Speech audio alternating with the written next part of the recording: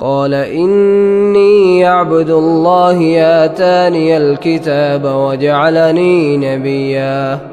وجعلني مباركا أينما كنت وأوصاني بالصلاة والزكاة ما دمت حيا وبرا بوالدتي ولم يجعلني جبارا شقيا والسلام علي يوم ولدت ويوم أموت ويوم أبعث حيا ذلك عيسى ابن مريم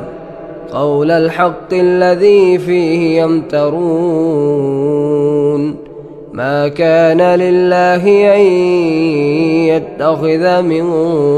ولد سبحانه إذا قضى أمرا فإنما يقول له كن فيكون وإن الله ربي وربكم فاعبدوه هذا صراط مستقيم.